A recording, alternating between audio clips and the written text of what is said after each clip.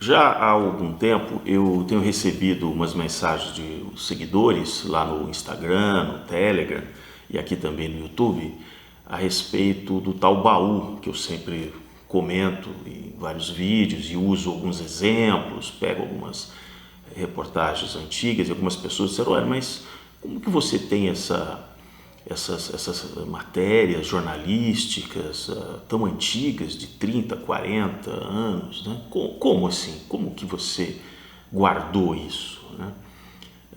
Como que você coleciona tudo isso de vários assuntos e aí faz um paralelo, enfim. Aí eu decidi fazer um vídeo tanto quanto assim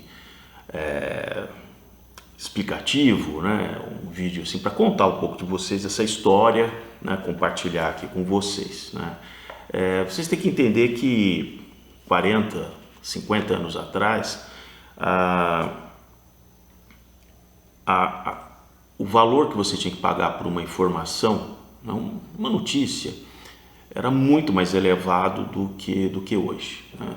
Apesar de hoje nós convivermos com muito lixo, com muita informação totalmente dispensável, mas o custo, se a gente fosse colocar por custo por milhares de palavras, o custo por outras fontes vindas de outros lugares do mundo, esse custo caiu enormemente, né? Mas o que eu sempre procuro estimular é que as pessoas tentem se aproximar ao máximo possível das fontes primárias ou fazer uma comparação entre fontes e não simplesmente absorver aquilo que a grande mídia convencional tenta passar como verdade absoluta, né?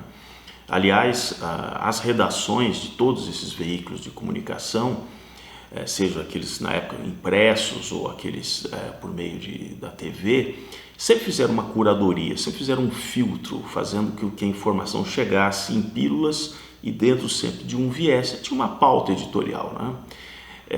E isso foi uma das coisas que me fez começar a coleção, como eu vou explicar mais para frente. Então, como primeiro exemplar aqui, como eu disse para vocês que as coisas eram caras e basicamente até no interior, pela carência de bibliotecas, você tinha que se basear muito no que você tinha à sua mão. Então, periódicos, revistas, alguns livros que eram publicados no Brasil como se fossem aquelas enciclopédias. Então, era a única coisa que você tinha muitas vezes para ter o acesso a alguma informação fora daquele noticiário do dia a dia, né? Então, meu primeiro exemplar aqui, não precisa, né, maiores explicações, 1970, logo após a conquista do Tri, né? Então foi aí que eu comecei, então, o meu primeiro exemplar, 1970, por uma questão, né, que eu sabia que aquilo era uma coisa para ficar de fato para a história, né? Bom, olhando esses periódicos, essas revistas, eu começava a perceber que sempre tinha alguns assuntos que apareciam, né, recorrentemente, como por exemplo essa aqui já mais recente de 1984, quando estava entrando a Operação Itaipu, Tucuruí, né? Então eram coisas sempre grandiosas do Brasil, o Brasil que vai crescer, então poxa, tinha uma expectativa, né? Aí coisas aqui como, por exemplo, a Amazônia, a fronteira da esperança, a Amazônia, a fronteira da esperança, e nesse momento aqui, começo dos anos 80, forte programa governamental, né, para a exploração da Amazônia. Por isso que aqueles 23 milhões de pessoas que moram hoje na Amazônia Legal seria uma injustiça simplesmente dizer: olha, volta para onde você saiu, porque houve toda uma política de governo mesmo para que essas pessoas fossem para a Amazônia, né? Uma das vantagens de colecionar essas revistas é que em algum momento dentro de uma revista como essa você encontrava um cupom de uma editora, muitas delas inclusive estando fora do Brasil, e que faziam propaganda dentro dessas revistas com cupons, onde você assinalava o livro que você queria comprar, colocava aquilo no correio, não pagava o selo era pago pela própria editora.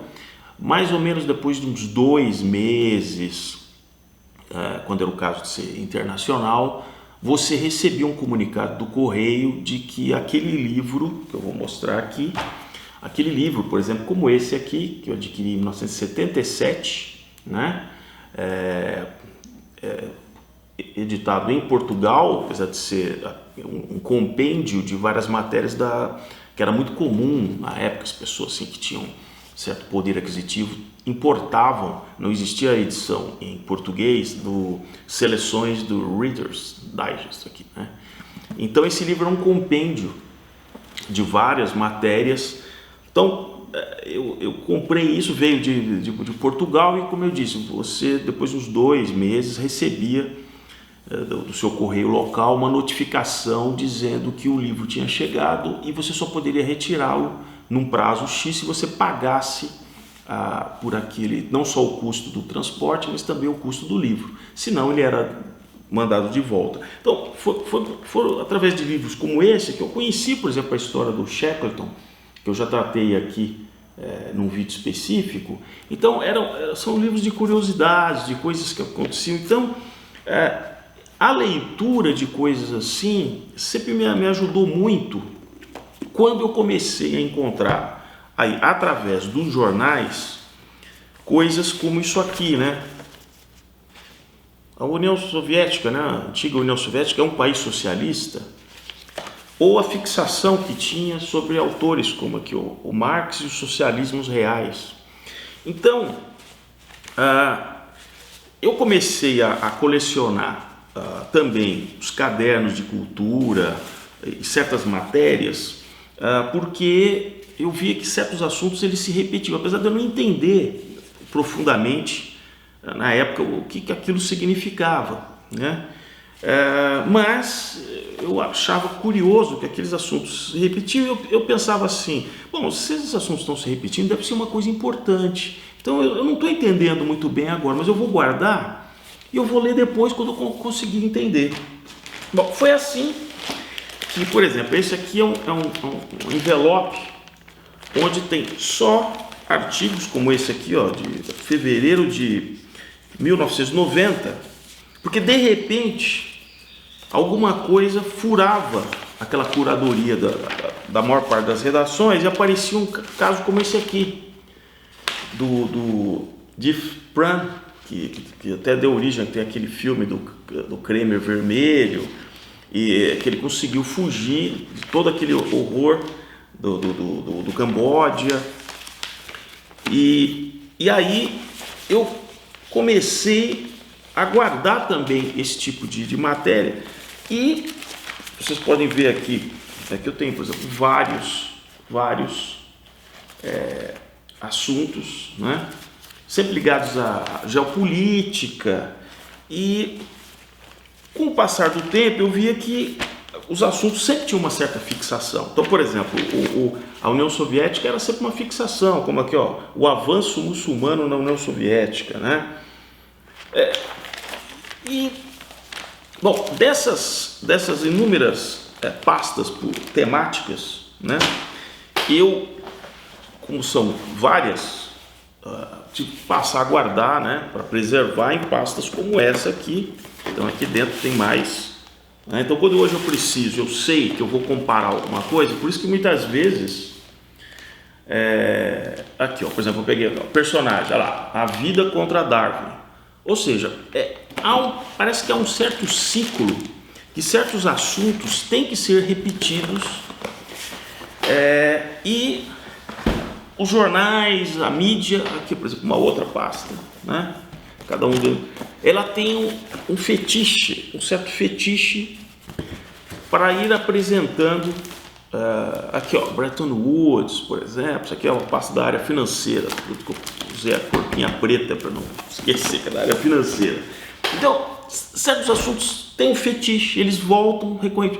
E aí eu comecei, apesar de não entender, como eu disse para vocês, profundamente o que aquilo significava, eu comecei a perceber que existiam certas narrativas, hoje eu entendo muito bem isso, são certas narrativas que têm uma proposta, tem uma curadoria por trás daquilo, como é hoje o movimento ambientalista, como são questões hoje tratadas de raciais, ou de geopolítica internacional. Então, por exemplo, quando nós estamos falando na área, por exemplo, de tecnologia, que eu tenho uma pasta só sobre tecnologia, coisas como isso aqui, que era assim, os outros ônibus espaciais, quer dizer, quando foi lançado o primeiro ônibus espacial americano, aí tinha todo um glamour, sempre com essa história de que não, conquista de novos mundos, quer dizer, isso é uma forma de manter, como eu já tratei em vídeos lá no Instagram específicos sobre isso, é uma maneira de manter o fluxo de investimento nessas áreas e que na verdade favorece um grupo ali de cientistas, de publicações, de instituições, mas do ponto de vista tangível, o retorno realmente para sociedades que financiam isso, comparado a outros problemas que existem no mundo, é bastante questionável. Sempre eles têm uma falácia, como outro dia eu vi, um argumento que diz, não, a sola de um tênis que te protege do calor, se um tênis desses de corrida, né, para longa duração, foi porque foi feito da bota dos astronautas e tal. Eu falei, olha, isso aí é aquela historinha, né? Aquela historinha, nada do que foi desenvolvido para suportar o ambiente do espaço não poderia ter sido desenvolvido aqui, é tudo uma questão. Agora, evidentemente que para a empresa que hoje vende esse tênis, é um apelo adicional que ela tem, dizer, olha, eu consegui desenvolver essa sola porque é o mesmo composto que vai na sola das botas dos astronautas que caminharam na Lua. Vocês entendem que é uma peça de marketing, é uma simbiose, sabe? Mas efetivamente, se essa empresa tivesse mesmo que resolver esse problema, assim como outros tantos problemas foram resolvidos, por exemplo, não se tem uma gota de petróleo que se saiba na Lua. E, no entanto, todos os equipamentos que eu conheço bem de prospecção de petróleo em águas profundas são altamente sofisticados. Alguns levam mais de uma década para conseguir serem desenvolvidos. Então ninguém precisou. É um chamado rocket science, né, sob certo aspecto, só que é usado no fundo do mar. Então essa história não me convence de que não, que é o desenvolvimento espacial que leva e avança essas tecnologias. Isso realmente é uma grande balela. Então, mas os fetiches continuavam, né? Como por exemplo, sempre tem esses bichinhos, será que estamos sós no universo, né? Sempre, não, então sempre vai aquela coisa antropológica espacial que eu já falei. E aí volta sempre o fetiche volta. Então sempre, principalmente na época que ele ainda estava vivo, sempre a idolatria do Fidel Castro, sempre um Marte, uma coisa assim. E aí, agora, tem muita coisa que sempre foi muito útil para mim, até hoje, porque foi através desse tipo de coleção, de guardar coisas que eu não entendia exatamente naquele momento, pela idade, ainda pela formação, né? Como essa aqui do ano 2000, né? Eu já conheci o Eco, mas eu passei a acompanhar as coisas que o Eco publicava, né? Humberto Eco, né? Porque desde o começo dos anos 80 eu já guardava, apesar de não ter nem condição financeira na época para ficar comprando livros do Humberto Eco. Ou foi também através de jornais que eu conheci o Eric Hobsbawm, que nas ciências sociais vim a estudar muitos anos depois.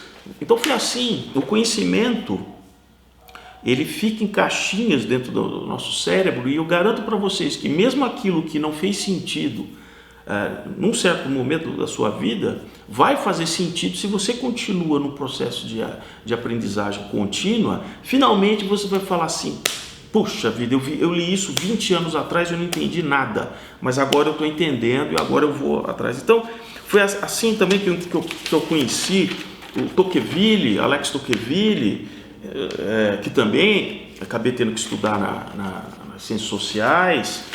Então não é perdido. E aí volta sempre o fetiche dos mesmos personagens. Olha lá, aí aparecia aqui um revolucionário no poder, a história do Lenin, né?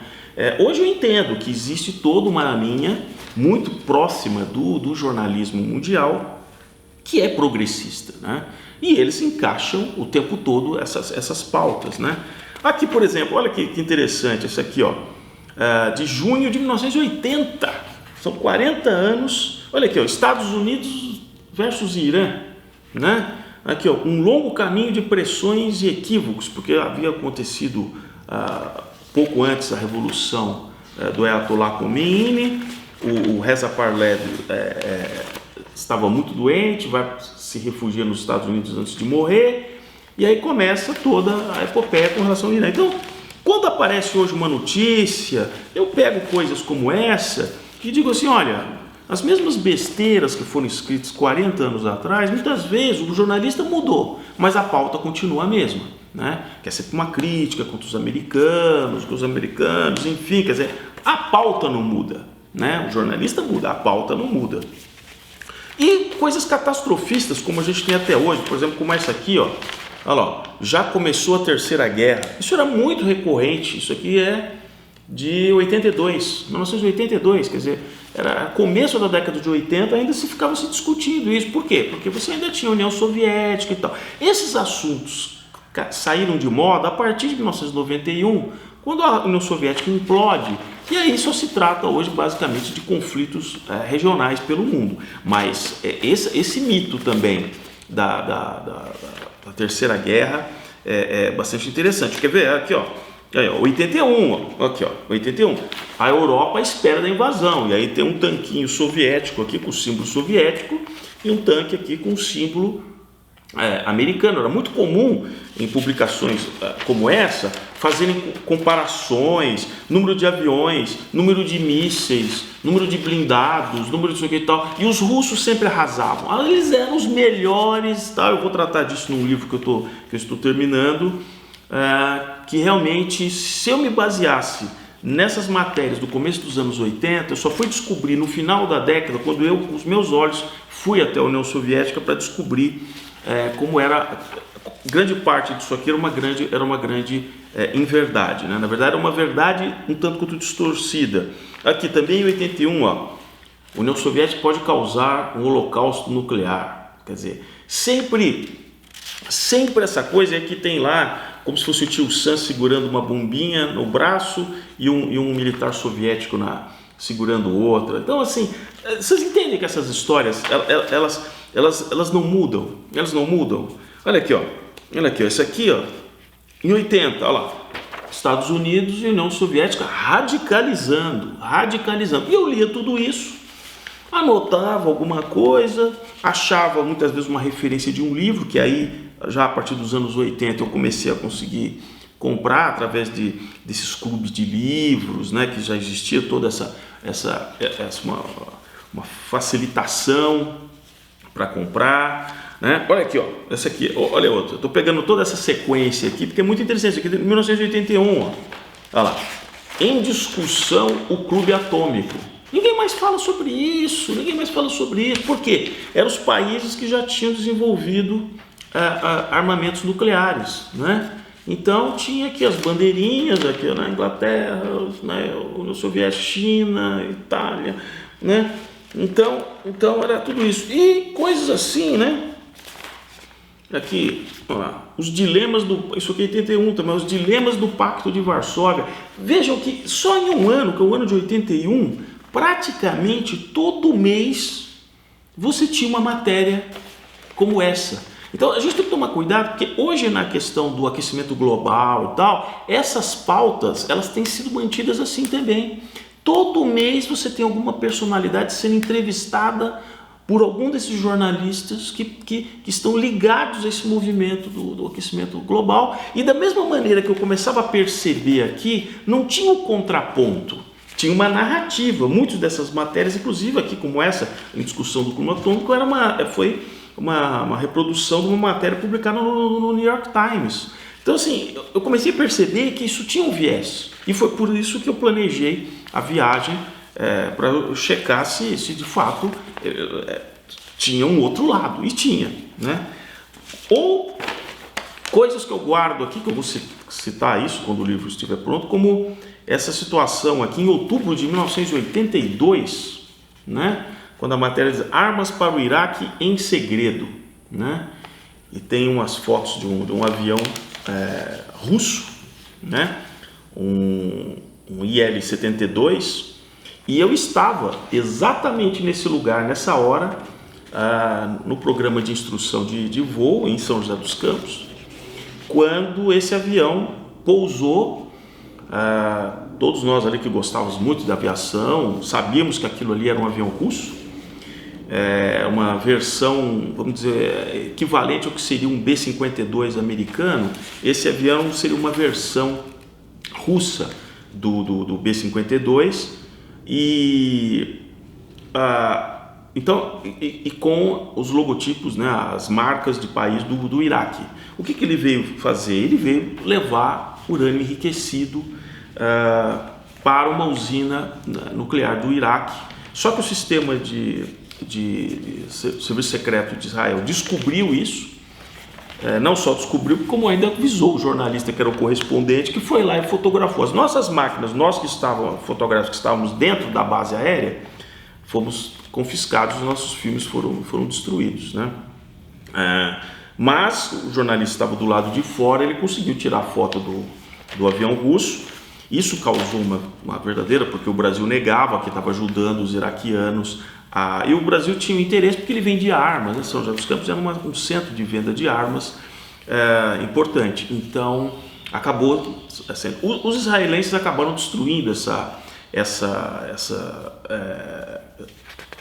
usina nuclear com um ataque impressionante,